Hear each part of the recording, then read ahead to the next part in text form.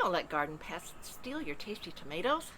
It's so frustrating to be watching for just the perfect time to harvest your favorite tomatoes, only to have them stolen by some garden pests. Managing pests can be so frustrating, so time-consuming. However, you can get the upper hand on this battle with the help of some natural predators and beneficial insects. In this video, I'm going to give you my top tips for maximizing tomato harvests by managing pests as easily as possible so you too can garden smarter, not harder.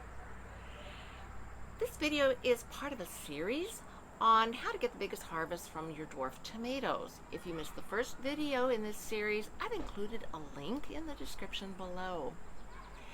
My name is Linda and I'd like to welcome you to Veggy 360. So what's bugging your tomatoes?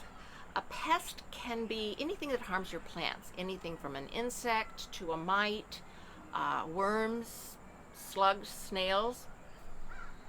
There's a lot of pests out there, and they're going to vary by region, but here are some of the most common pests. These are aphids growing on broccoli that has gone to seed. They're particularly attracted to new growth and can very quickly grow to large numbers. These are spider mites growing on a tomato leaf. The telltale sign is the webbing between the leaves as well as underneath, and the stippling on the leaves. Here are some white flies growing on the backside of a kale leaf. They can very quickly grow to large numbers on the backside of your tomato leaves and can spread disease. Here is a hornworm that can very quickly defoliate your tomato plants, literally overnight. It's critical to manage pest pressure in order to maximize your tomato yields. Pests can damage not only the plants, but also spread disease in your garden. You do have several options, though, for controlling the pests in your garden, but the easiest way that I have found to do this is to have the beneficial insects and predators help me out.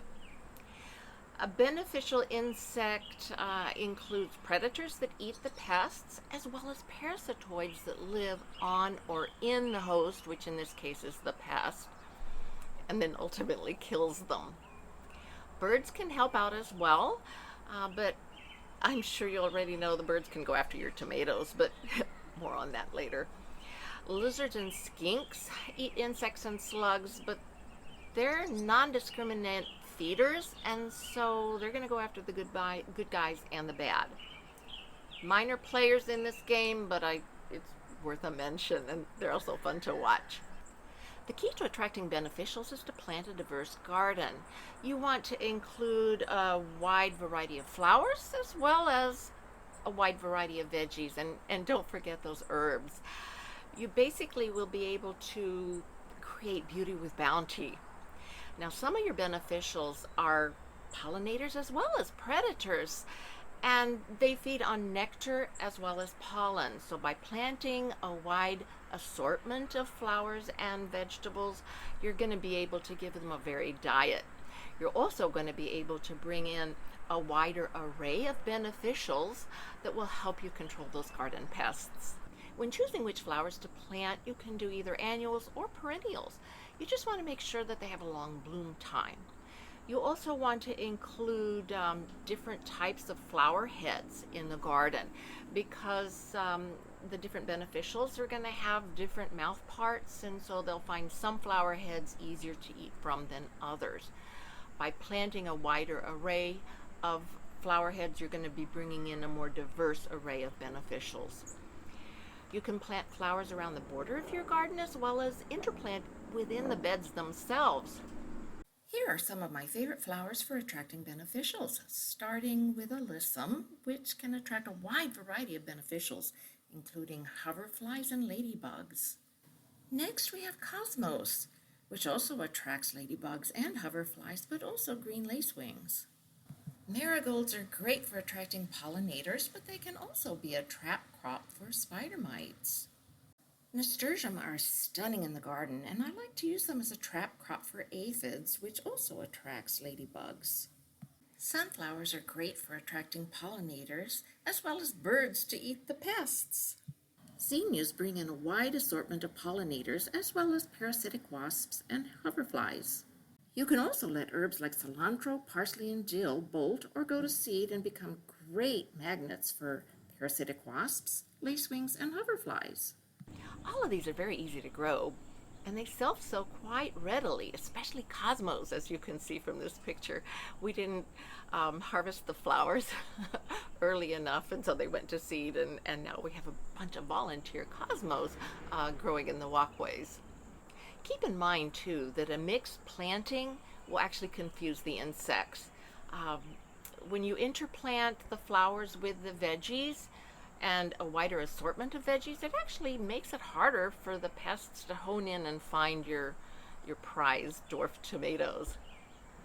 Attracting birds is surprisingly easy. As you can hear in the background, we've attracted quite a few. It's it's so much fun to watch them go after them garden. It's so much fun to watch them go after those garden pests.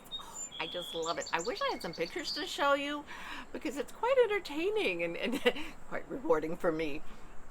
Now, birds need water to drink as well as to bathe.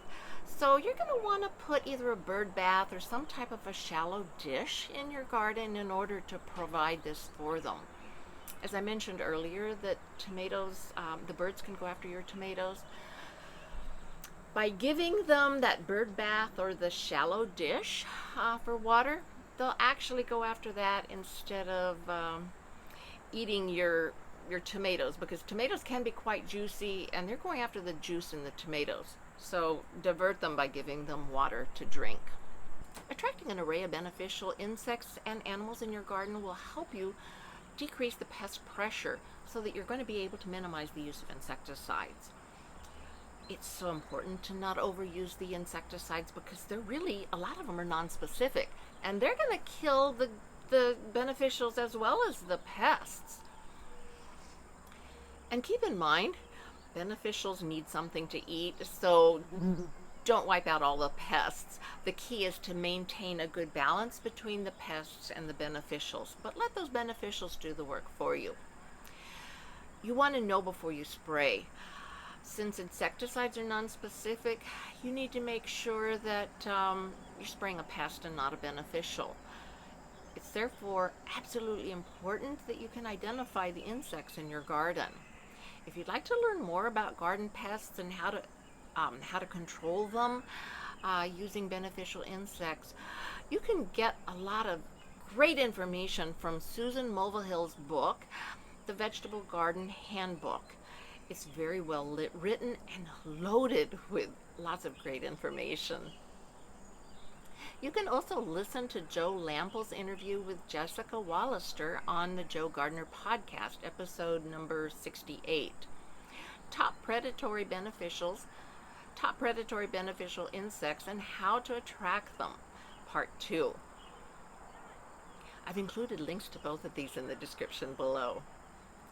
Check back for follow-up videos on more ways to manage pests organically, as well as manage diseases that can reduce the yields in your tomatoes. I hope that you've enjoyed this video. Please help me grow more gardeners by sharing this video with your friends who would also like to grow their own food. Thank you for watching. Bye-bye now.